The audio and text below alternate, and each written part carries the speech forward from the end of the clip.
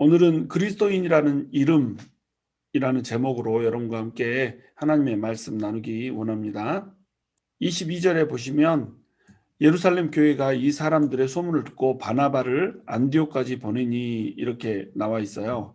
예루살렘 교회에 핍박이 임하면서 사람들이 흩어져서 이제 교회가 사방으로 퍼지기 시작하는 겁니다.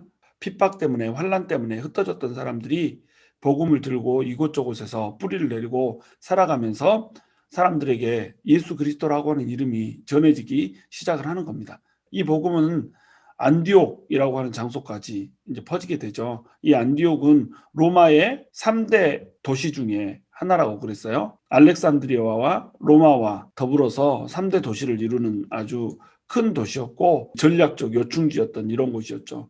예루살렘에서 무려 480km나 되는 이곳까지 하나님의 복음이 전파되어서 예수 그리스도를 믿는 사람들이 이제 생기게 된 겁니다. 그런데 이 예수 그리스도를 믿는 사람들은 유대인들뿐만 아니라 헬라인까지 포함되는 이런 사람이었죠. 이름이 알려지지 않은 언성 히어로들, 칭송받지 않은 영웅들에 의해서 예수 그리스도의 이름이 이곳까지 이제 그리고 헬라인들까지 알려지게 된 겁니다. 마침 때 맞춰서 이제 고넬료의 환상 사건이 일어나면서 고넬료가 이방인이지만 성령을 받는 이 모습을 보고 예루살렘 교회에서는 이제 이방인에게도 복음이 전파돼야 된다라고 하는 것을 공식적으로 인정을 하게 되는 거죠. 이때와 맞물려서 안디옥 교회에 교회가 생겼고 이들에게 이제 예수를 믿는 사람들이 늘어나고 있다라고 하는 소문이 들려지게 된 겁니다. 그래서 예루살렘 교회에서는 이제 이 안디옥 교회에 사람을 보내서 이 안디옥 교회를 튼실하게 든든히 세울 수 있게 이렇게 해주는 그런 일들을 하고 싶었던 거죠. 그래서 예루살렘 교회에서 이제 바나바를 안디옥 교회로 파송을 하는 겁니다. 이때는 신약 성경이 완전히 쓰여진 시대도 아니고 예수 그리스도가 구전으로 전해지는 이런 시대이기 때문에 예루살렘 교회의 역할이 굉장히 컸던 거죠. 그래서 예루살렘 교회는 자기들의 사명이라고 하는 것을 잊지 않고 지금 교회가 세워진 곳마다 사람을 파송하고 또 사도들이 직접 가기도 하면서 교회들을 튼실히 세워내는 이런 역할들을 지금 하고 있는 겁니다. 그래서 교회에서 바나바를 보내죠. 바나바라고 하는 사람은 바나바에서 위로의 아들 또는 권면의 아들이라는 뜻이라고 그랬어요. 원래 바나바는 이름이 아니고 별명이잖아요. 그만큼 이 사람은 사람들을 세울 줄 알고 사람들을 돌볼 줄 아는 이런 사람이었던 거죠. 돌볼 줄 알고 세울 줄 아는 사람 바나바를 지금 안디옥 교회에 보내서 안디옥 교회를 튼실히 세우고자 이제 했던 겁니다. 이처럼 모든 교회들은 이 땅의 교회들은 전부 하나님 나라예요. 예루살렘 교회의 이 성도들 그리고 리더십들은 자기 교회만을 하나님의 교회라고 생각하지 않고 자기 교회만 부흥하면 된다라고 생각하지 않았던 거예요. 전체 하나님 나라를 볼 줄 아는 눈이 있었던 겁니다. 바로 우리 교회들이 이러한 눈을 가져야 된다는 거예요. 교회마다 잘 돼야 되는 겁니다. 한 교회가 모든 사람들을 다 커버할 수 없잖아요. 한 교회가 모든 지역을 다 커버할 수 없잖아요. 이곳저곳에 흩어져 있는 모든 교회들이 다 잘 돼야지 하나님 나라가 잘 되는 겁니다. 마찬가지로 교회 안에서도 자기만 잘 된다는 생각을 버리면 교회가 부흥할 수 있어요. 근데 어떤 부서들이 정해지면 부서 이기주의가 생기거든요. 선교부, 예배부, 전도부, 관리부 이런 것들이 생기면 자기 부서만 잘 되면 되는 거예요. 그래서 부서끼리 서로 막 경쟁하고 부서에서 서로 사람을 빼가려고 막 노력을 하고 이런 식으로 자기 부서만 잘 되면 된다고 생각하는 이 이기주의가 교회를 망치게 되는 겁니다. 저는 사역을 할 때 다른 부서에서 급하게 뭐가 필요하다 그러면 우리 것을 나눠주는 이런 사역을 했어요. 부서마다 잘 돼야지 교회가 잘 되기 때문에 그래요. 우리 부서 거니까 안 줄 거야. 우리 부서 것을 왜 갖다 써? 이런 식으로 교회가 돌아가면 교회는 이제 복잡해지기 시작하는 겁니다. 교회 안에서의 부서들끼리 서로 충돌하고 부딪히면 그 교회가 어떻게 크겠어요. 그리고 교회 안에 이제 셀들이 있잖아요. 어떤 교회는 목장이라고 하고 어떤 교회는 구역이라고 하고 어떤 교회는 셀이라고 하고 이런데 이 소모임들이 자기들끼리 친하다 보니까 각자 자기 소그룹밖에 모르는 거예요. 우리 소그룹원들 자기 소그룹원들을 챙기고 사랑하는 건 좋은 것이죠. 그런데 자기들밖에 모르고 자기들이 잘 되면 다른 소그룹은 안 돼도 괜찮다라는 이런 생각을 하면 결국 교회는 약화되기 시작하는 겁니다. 그리고 그 약화된 교회의 파장은 자기한테까지 결국 오는 거예요. 우리 가정만 잘 되고 또 나랑 친한 사람끼리만 잘 되고 이렇게 되면 어떻게 교회가 서겠냔 말이죠. 마찬가지로 이 땅의 교회들 중에 우리 교회만 잘 되고 우리 교회만 숫자가 늘어나고 이렇게 되면 안 된다는 거죠. 그래서 교회는 교회 성장을 꿈꾸기보다는 교회 부흥을 꿈꿔야 되는 거예요. 교회의 성장이라고 하는 것은 숫자가 늘어나는 거잖아요. 그럼 숫자가 늘어나는데 이 숫자가 과연 안 믿는 사람들이 와서 늘어나는 교회인가, 아니면 다른 교회에서 수평 이동에 의해서 교회의 숫자만 늘어나는 것인가, 이것을 우리가 면밀히 볼 필요가 있다는 거죠.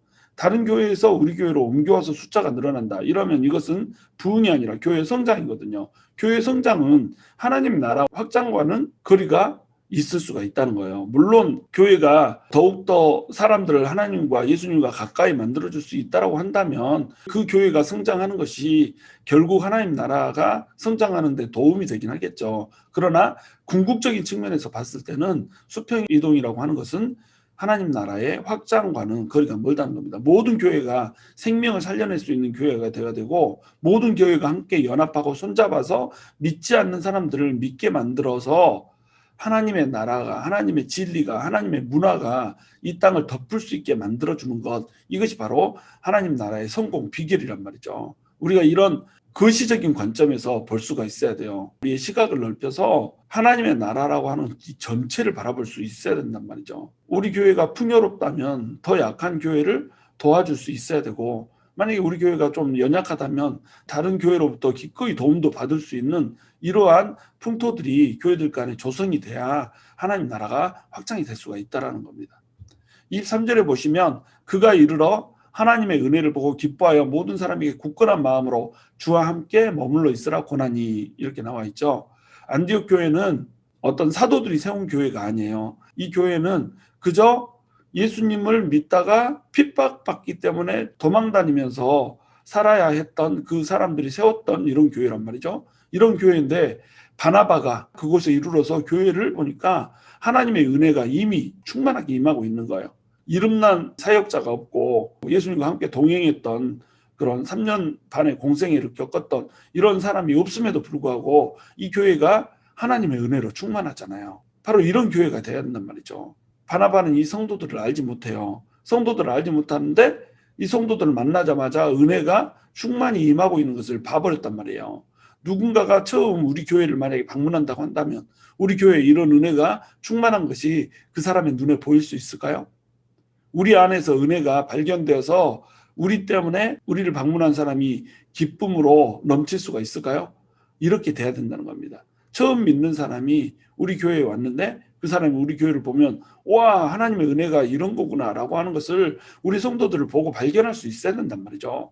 그리고 우리 안에 넘치는 그 은혜 때문에 그 처음 방문한 사람이 자기 안에서도 자기도 모르게 기쁨이 터질 수 있는 이런 교회가 된단 말이죠. 만약에 예를 들어서 제가 어떤 사정이 생겨서 교회를 그만두게 되고 한 신임 목사님이 왔다. 그러면 그 신임 목사님이 와가지고 우리 교회 성도들을 딱 보는데 와, 이 교회는 진짜 은혜가 넘치는구나, 이런 느낌을 줄 수가 있을까요? 어떤 선교사님 한 분을 초빙해서 이 선교사님에게 선교 보고를 듣고자 하는데 이 선교사님이 우리 교회를 딱 방문하고 와 보더니 와, 이 교회는 정말 하나님의 은혜가 충만하네, 이렇게 느끼면서 기뻐하다가 자기가 회복되고 자기가 힘을 받아서 다시 선교지로 돌아갈 수 있을까요? 바로 이런 교회가 돼야 된단 말이죠. 항상 하나님의 은혜가 충만하게 있는 교회, 성도들의 얼굴 가운데 삶 가운데 하나님의 은혜로 인한 기쁨이 넘치고 평강이 넘치는 교회, 그것이 눈에 보여져야 된단 말이죠.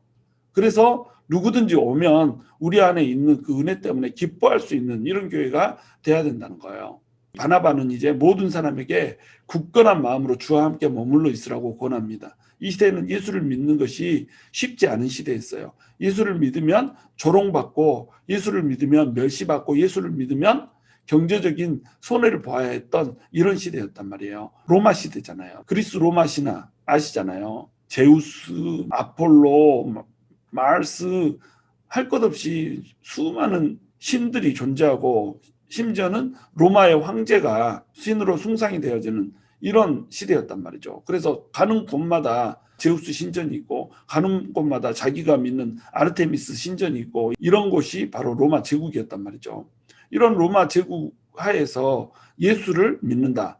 유일신인 하나님을 믿는다. 이것은 거의 자기의 삶을 포기하는 것과 같은 거였단 말이죠. 그러니까 예수를 믿는다라고 하는 것은 굳건한 마음으로 서 있어야 되는 거였어요. 혼자 서 있을 수 없고 주님과 함께 서 있어야 되고 주님의 손이 성도들을 붙잡아 주지 않으면 그 자리에서 머물러 있을 수 없는 그것이 지금 이 시대의 신앙이었단 말이죠. 지금 우리 미국에서 신앙생활을 하는 우리하고는 질적으로 다른 이런 삶이었단 말이죠. 그러니까 모든 사람에게 굳건한 마음으로 주와 함께 머물러 있으라 이렇게 권면을 했던 것입니다. 24절에 보시면 바나바는 착한 사람이요 성령과 믿음이 충만한 사람이라 이에 큰 무리가 죽게 더하여지더라. 이 시대는 예수님을 믿으면 핍박을 받고 조롱을 받는 이런 시대란 말이죠. 손해를 입는 이런 시대란 말이죠. 그런데 큰 무리가 죽게 더하여지더라 이렇게 얘기한단 말이에요. 교회가 양적으로 질적으로 팽창하고 있는 겁니다. 그런데 그 교회가 성장하는 배경 속에 이면 속에 뭐가 있어요? 바로 탁월한 리더가 있었다는 거예요. 바나바가 착한 사람이고 성령과 믿음이 충만한 사람이었기 때문에 큰 무리가 죽게 더하여졌다라고 24절에서 설명을 하고 있잖아요. 사람들이 모여들기 시작하는 겁니다. 여러분 사람이 떠나는 리더가 있고 사람이 모이는 리더가 있어요. 사람이 떠나는 리더는 군림하는 리더입니다. 착하지 않은 리더예요. 성정이 너무나도 강하여서 자기밖에 모르고 오만하고 독선을 부리는 리더가 있다고 한다면 이 사람은 절대로 사람이 모이지 않아요. 혈기를 잘 부리고 분노하기를 너무 쉽게 하고 독설을 너무 쉽게 날리고 사람들을 무시하고 자기 마음대로 결정을 내리고 교회를 자기 마음대로 자기 충동되는 대로 이끌어가는 이런 사람이 있으면 다른 사람들의 말을 들으려고 하지 않고 다른 사람을 보살피지 않고 성도들을 따뜻하게 품어주지 않은 채 그냥 일방적으로 자신의 생각대로 교회를 밀고 가는 이런 리더가 있다면 이 리더는 사람이 모이는 리더가 아니라 떠나는 리더라는 거죠. 이런 리더가 있는 곳에 사람들이 모일 리가 없잖아요. 그러므로 리더가 첫 번째 갖춰야 되는 조건은 뭐냐면 착한 사람이어야 된다는 겁니다. 마찬가지로 우리 크리스천들도 좋은 사람이 돼야 돼요. 좋은 사람이 돼야지 사람들이 꼬이죠. 사람들이 꼬여야지 복음을 전할 수 있을 거 아니에요. 내가 가면은 사람들이 막 흩어지고 그러면 복음을 전하면 전할수록 오히려 예수를 안 믿게 되죠. 착한 사람이 복음을 가서 전하려고 해도 사람들이 복음을 받아들이지 못하잖아요. 왜 복음을 그렇게 적대적으로 생각하십니까? 이렇게 얘기하면 어때요? 크리스찬들이 너무 악하다는 거죠. 크리스찬들 하는 짓거리 보면 꼴 보기 싫다는 거죠. 크리스찬 때문에 상처를 받은 사람들이 주변에 널려 있다는 거죠. 저런 사람들이 어떻게 예수를 믿는 사람이야? 저런 사람이 예수를 믿는다면 나는 함께 예수를 믿을 수 없어. 저런 사람이 천국 간다면 나는 천국 가기 싫어. 이럴 정도까지 상처를 입고 이렇잖아요. 착하지 않으면 안 되는 겁니다. 그런데 이 착함은 어디서 나와요? 성령 충만함에서 나온다는 거예요. 사람은 착하지 않아요.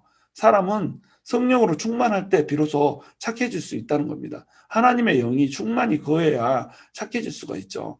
그리고 믿음이 충만해야 돼요. 사람이 자기 혼자 힘으로 이 세상을 헤쳐나갈 수가 없잖아요. 이 세상이 잘 녹록하지가 않단 말이죠. 녹록하지 않은 세상에서 어떻게 이 세상을 이기고 어떻게 이 세상을 견딜 거냔 말이에요. 바로 믿음이 있어야지 역사가 있을 거 아니에요. 믿음은 반드시 역사를 일으키거든요.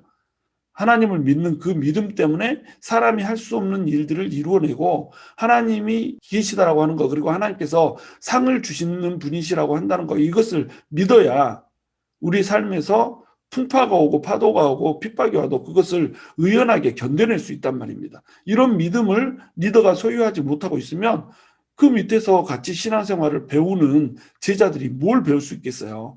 리더부터가 믿음이 없고 리더부터가 하나님이 반드시 우리를 이끌고 갈 것이라고 하는 확신이 없는데 누가 그 하나님의 전적으로 신뢰를 하면서 삶을 드릴 수가 있겠어요. 그러므로 사람이 모이는 리더의 조건은 착한 사람이면서 동시에 성령이 충만한 사람이면서 또한 믿음이 충만한 사람이어야 된다는 겁니다. 이러한 리더를 여러분 평생에 만나시기를 주님의 이름으로 축원합니다. 만약에 여러분의 리더가 이런 리더가 되지 못한다고 한다면 이러한 리더가 될 수 있게 여러분 기도를 해야 돼요. 만약에 리더를 새로 뽑아야 된다고 한다. 또 교회를 옮겨야 된다라고 한다. 그러면 여러분 항상 기도해야 될 게 바로 이거예요.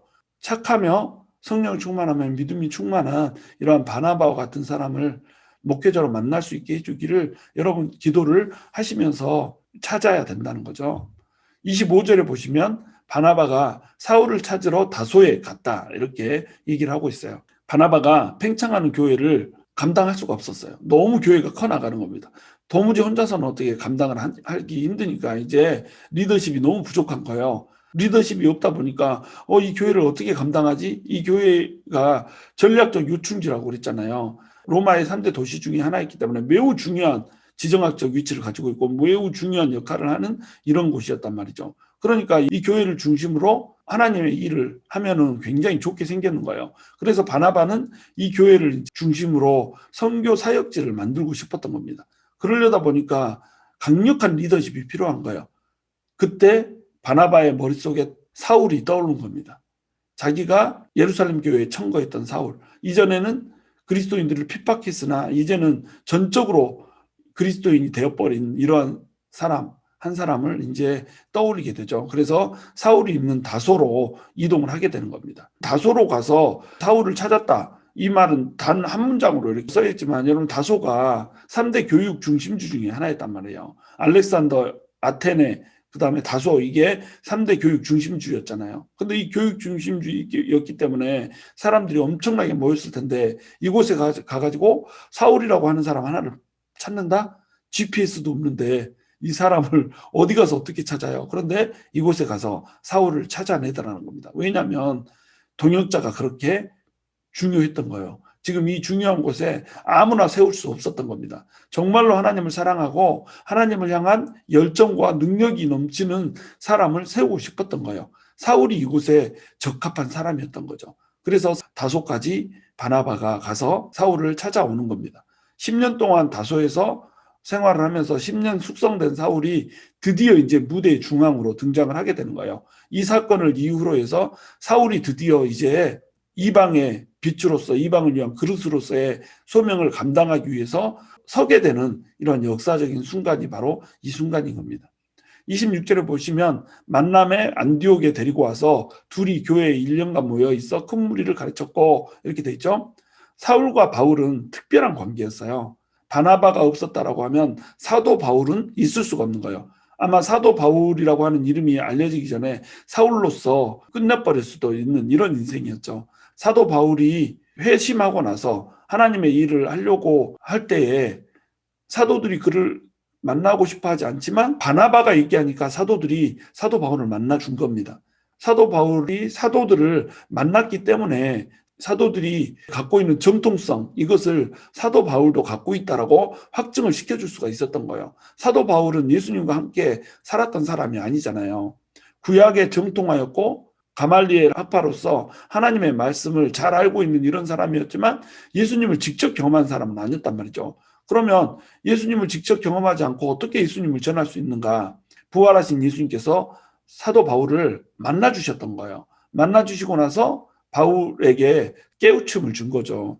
그러니까 예수님과 같이 생활하지 않았어도 구약 속에서 나타난 그 예수 그리스도가 성령 안에서 다시 조명되게 되니까 예수님이 바로 그리스도라고 하는 것을 이는 발견할 수 있었던 거예요. 그리고 이는 기도 가운데 예수 그리스도가 직접 전해주시는 그 깨우침, 깨달음 이걸 가지고 복음이라고 하는 것을 자신의 복음으로 세워낼 수가 있었다는 겁니다. 그런데 사도 바울의 복음이 진짜로 틀림없는 복음이라고 하는 것, 거짓 없는 복음이라고 하는 것 이것을 어떻게 증명할 거예요? 그러니까 예수님과 공생애를 같이 보냈던 사도들을 만나야 되는 거예요. 이 사도들을 만날 수 있게 해주는 역할을 했던 것이 바로 바나바라는 겁니다. 그러니까 바나바라고 하는 인물이 사울에게 얼마나 중요한 인물이에요. 그런데 바나바에게 있어서도 사울은 너무나도 중요한 인물인 거예요. 자기는 착한 사람이잖아요. 착한 사람이고 성령이 충만하고 믿음이 충만한 사람인데 사울이 가지고 있는 카리스마와 추진력을 바나바는 가지고 있지 못했던 거예요. 바나바는 사도 바울과 같은 카리스마 이것을 가지고 있지 못했기 때문에 기꺼이 사도 바울을 데려와서 자기의 부족함을 지금 채우고 있는 겁니다. 자기와 완벽하게 다른 사람이기 때문에 그를 데리고 와서 서로를 완전하게 하는 존재가 돼버린 거예요. 사도 바울은 카리스마가 넘치고 추진력이 넘치지만 반면에 따뜻한 사람은 아니었거든요. 따뜻하지는 않지만 열정이 있는 자, 그리고 따뜻하지만 상대적으로 카리스마가 떨어지는 자, 추진력이 떨어지는 자, 이 두 사람이 서로를 보충하면서 서로의 부족함을 채워주는 겁니다. 서로를 완전하게 하는 존재가 된 거죠. 이것을 이제 동역자라고 부르는 겁니다. 동역자는 서로 다르기 때문에 필요한 겁니다. 우리가 서로 다르면 분쟁이 일어나고 갈등이 생기잖아요. 그런데 그리스도 안에서 서로 다르다라고 하는 것, 이것은 축복인 거예요. 축복. 어떤 사람은 열정이 넘치지만 따뜻함이 부족할 수 있고, 어떤 사람은 따뜻함이 넘치지만 열정이 부족할 수 있고, 이렇잖아요. 카리스마라고 하는 거, 이것은 부드러움과 섬세함과 따로 놀 때가 많거든요. 성정이 그런 겁니다. 성정이. 큰 것을 생각하면서 달려나가는 사람이 있는 반면에 작은 것을 생각하면서 섬세히 꼼꼼히 챙기고 가는 사람이 있다는 거죠. 작은 것을 바라보면서 섬세히 챙기고 가는 이런 사람은 큰 것을 보지 못하기 때문에 작은 것 죽다가 큰 길을 갈 수가 없는 거예요. 근데 큰 길을 가는 사람들은 큰 길을 가다 보니까 작은 일에서 사람들이 다치고 상처받고 넘어지는, 아파하는 이런 것들을 잘 볼 수가 없다는 겁니다. 그러면 둘 중에 어떤 것이 더 소중한가요? 둘 다 소중하죠. 큰 걸음을 뗄 수도 있어야 되고, 또 큰 걸음을 떼다가 다치는 사람들을 만지고 치유할 수 있는 사람도 필요한 거예요. 그러니까 카리스마를 가진 리더와 부드러움을 가진 리더가 같이 필요한 겁니다. 바로 바나바와 사울이 이 완벽한 조합을 이루고 있는 거예요. 우리 교회에서도 서로 다르니까 서로를 필요로 하는 겁니다. 서로 다르니까 소중한 거예요. 아, 저 사람은 왜 저렇게 이렇게 작은 일에 집착을 하나? 그러니까 그 사람이 필요한 거라니까요. 아, 저 사람은 왜 이렇게 팍팍 나가기만 하고 사람들 다치는 것을 신경을 안 쓰나? 그러니까 그 사람이 필요한 겁니다. 서로에게 필요한 거예요. 우리는 고슴도치라고 생각하면 돼요. 전부 가시가 달려 있어요. 전부 부족함이 있고 전부 연약함이 있어요. 이 고슴도치들이 모여가지고 교회를 이루고 산단 말이죠. 그러니까 교회가 지지고 볶고 난리가 나는 겁니다. 서로 다쳤다 그러고 선한 사마리아인은 한 명도 없고 전부 다 강도 만났다는 사람들만 넘쳐나잖아요. 그런 이유가 뭐예요? 서로 한 방향을 보지 않고 으르렁거리기 때문에 그런 거예요. 이 고슴도치들이 모여서 교회를 이루고 하나님 나라를 세워나간다. 이것이 가능하려면 어떻게 해야 돼요? 서로 마주보는 것이 아니라 한 방향을 봐야 된다는 거예요. 그 한 방향에 누가 있을까요? 바로 예수 그리스도가 있다는 겁니다. 예수님을 보고 그 방향을 향해서 같이 나갈 수 있다면 고슴도치들이라지만 서로 찔리지 않고 갈 수 있다는 거예요. 그래서 중국에서는 동역자라는 표현을 쓰지 않고 동로자라는 표현을 쓴대잖아요. 함께 길을 가는 자라고 하는 표현을 쓴다는 겁니다. 동역자는 함께 일하는 자잖아요. 함께 일을 하니까 일하다 보니까 부딪힌다는 거예요. 일하다 보니까 서로 다치게 한다는 거예요.